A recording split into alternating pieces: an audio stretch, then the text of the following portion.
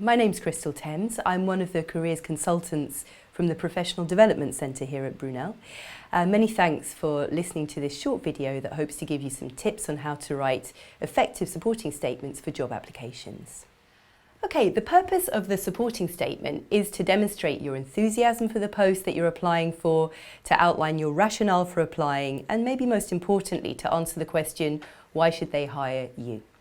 It also provides evidence of your excellent written communication skills.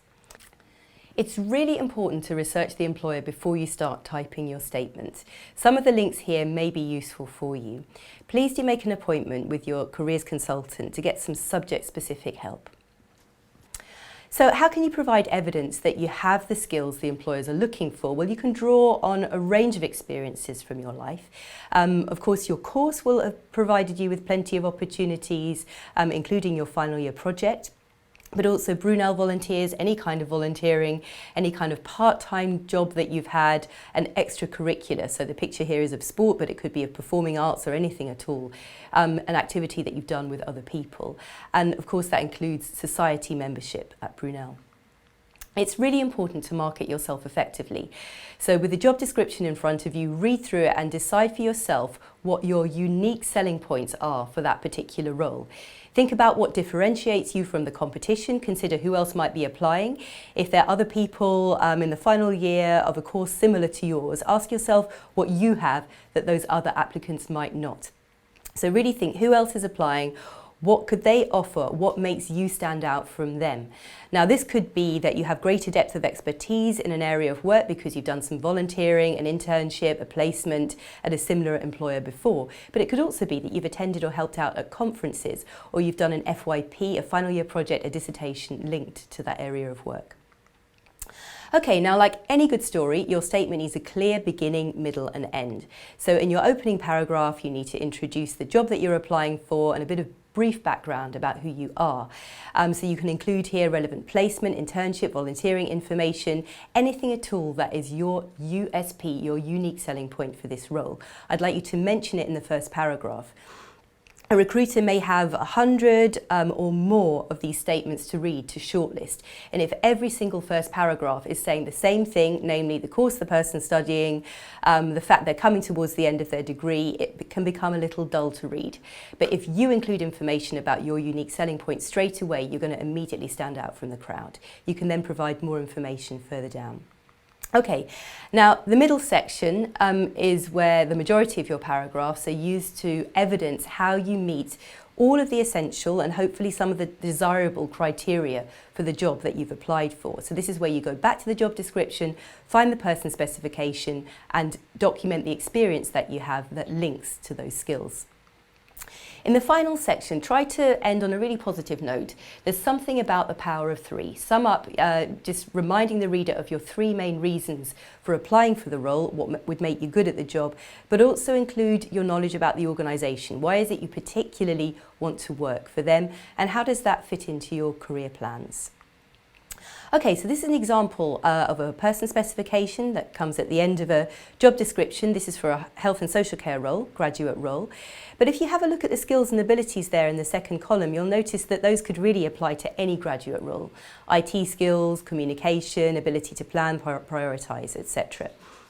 Your next job is to look at this and to consider, have you got evidence from your life of, say, at least 70% of what that employer is looking for? If the answer is yes, we encourage you to apply. If you think there are gaps in your knowledge, we encourage you to do some e-learning. There are excellent sites out there, FutureLearn and MOOC, that will let you do largely free courses at university level. For example, I had a life sciences student a couple of years ago who really wanted to enter the field of market research, but she didn't have any experience in that area at all. I advised her to do a MOOC course in market research. She was then shortlisted for a job within that field and was told she was shortlisted because of the MOOC course, and she was then offered that job and she's still working in it now. So we know that it's a really effective way of plugging any gaps that you might have. Okay, I wanted to say some words about the middle section tips. You know you need to demonstrate your knowledge and skills with facts. If you're faced with a really long person specification, similar to the one that we've just looked at, try to group together similar skills. So written and oral communication could be evidence with one piece of evidence from your life, for example. Try to avoid bland, broad statements. If on your person spec it states that you need to have a knowledge of safeguarding, it's not enough to say, I have strong working knowledge of safeguarding procedures. You need to really give the detail of that. Where did you gain that experience? What did you learn from it? The example here is I received additional training in recognising signs of abuse and neglect when on placement at wherever it was. That would be really rich evidence for the reader. Okay, so when you're outlining the evidence that you have and how that links to the person spec of a job description, this STAR framework can really help to make sure that you're giving a succinct but comprehensive answer. The S in the STAR framework stands for situation, so this is the context of your answer. This is where you're outlining where you were, perhaps who you were working with, that will give you evidence of a particular skill. The task was the thing you had to do, you were asked to do, your objective within that context. The evidence is that skill. And the activity, maybe the most important part of this, outlines how you went about completing that task. What were your actions? And finally, the positive end result, what happened at the end. This is really important because for the recruiter, once they hear that you've had a positive outcome with a previous employer or organisation, they know that you can perhaps take that success into their organisation too. So this is a fantastic example of a student of mine from a few years ago who applied for a graduate occupational therapy role. You can see here that this is her example, her piece of evidence from her life that proves she has excellent written and verbal skills taken from her job description, the person spec of which that we've looked at already today. So the situation and task are pulled together, they're there in red. She felt that her presentation skills provided evidence that she had excellent written and verbal skills, and she delivered these both at university and on placement. Her action, her activity here is the longest part of her evidence, and it's really detailed. She's telling us about the case studies she's presented, linked to different OT theories, and where she was out on placement gaining that. Her positive end result, I think, is fantastic because it's very objective.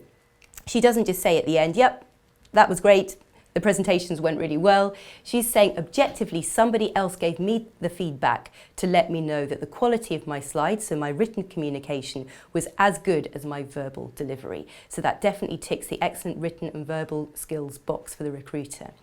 Now this student used this tool, which is very basic. It's just 2 columns. On the left-hand side, she listed everything the employer was looking for from the person specification, of which the excellent written and verbal skills is one. And then on the right-hand side, she recorded her STAR evidence that proves she has that skill. I encourage you to adopt this system when you're preparing to write your own statement. Right, now when you've completed your statement, go through this checklist. Number 1, make sure that you've mentioned your reason why you want to work for that employer. Make sure that in your opening paragraph you've mentioned your unique selling point. Thirdly, do your skills audit and plug any gaps with any e-learning resources from MOOC or Future Learn that you need to. Next, go on to do the useful tool and make sure you've got your STAR evidence outlined and linked to the skills on the person spec, and make sure that you focus on your successes. Then do a check of spelling and grammar, and finally make sure that your statement is no longer than 2 sides in length. Thank you very much for listening. Please connect with us on social media, and if you'd like to book an appointment, please use the link in the description.